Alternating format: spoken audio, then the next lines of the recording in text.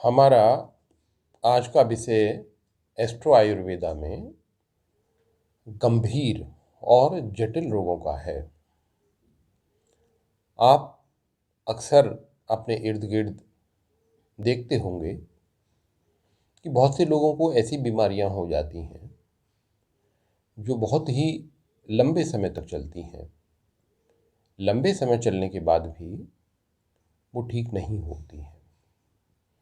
इलाज लगातार चलता रहता है, चाहे वो किसी भी पैथी में क्यों ना हो, और उसके बाद भी लगातार दवाएं खानी पड़ती हैं और व्यक्ति उसके अतिरिक्त अन्य रोगों से भी प्रताड़ित होता जाता है, यानी बजाय ठीक होने के और अनेक बीमारियां उसे होती जाती हैं। तो ये कैसे होता है और ये बीमारियां क्यों ठीक नहीं होती हैं, इस विषय पे हम थोड़ी सी यहाँ पर चर्चा कर रहे हैं और मैं आपको समझाने का प्रयास कर रहा हूँ।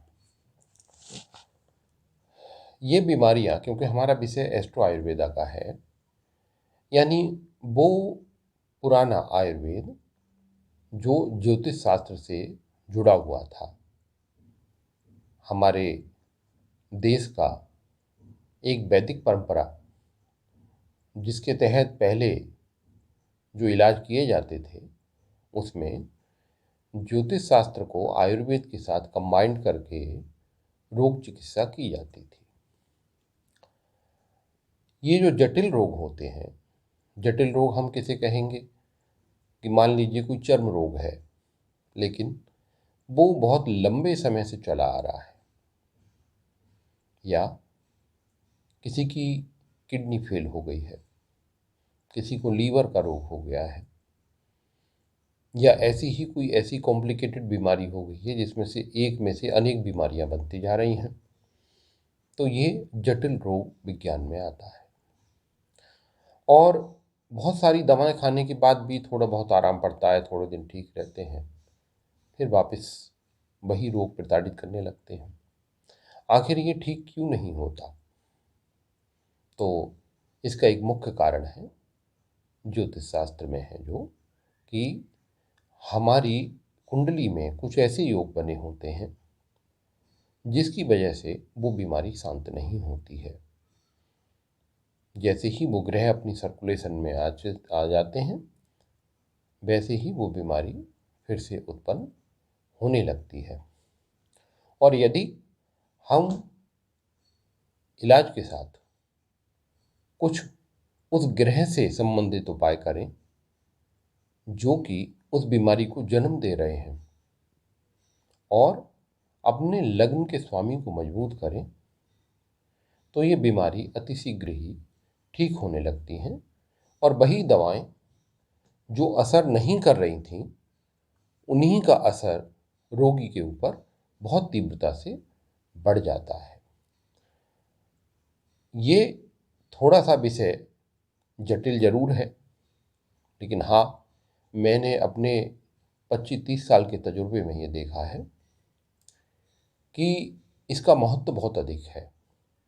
मैंने ऐसे बहुत से जटिल रोग देखे हैं, उन पर काम किया है, उन व्यक्तियों को ठीक किया है जो कि बहुत ज़्यादा गंभीर बीमारियों से प्रताड़ित थे। लेकिन जब मैं उनका इलाज दवाओं से करता था तो मुझे कोई भी कामयाबी हासिल नहीं होती थी।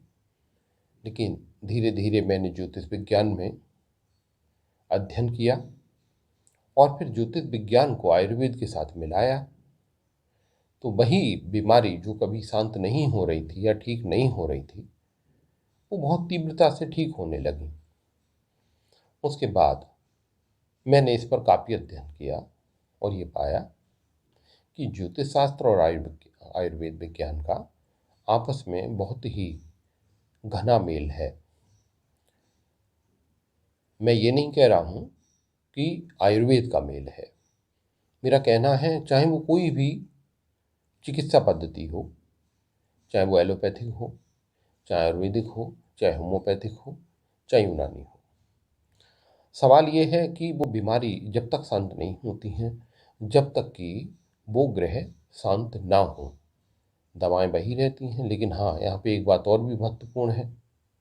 किसी भी पैथी में कोई जटिल रोग का इलाज करते समय ये भी ध्यान जरूर रखना होता है कि क्या वाकई उस बीमारी का इलाज उस पद्धति में है, या सिर्फ उसको रोकथाम करने की ही मेडिसिन उसमें है।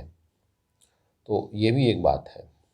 तो जिस पद्धति में इलाज है, अगर हम उपाय करने के साथ साथ उस दवाओं को इस्तेमाल करें तो वो रोग शीघ्रता से समाप्त हो जाए।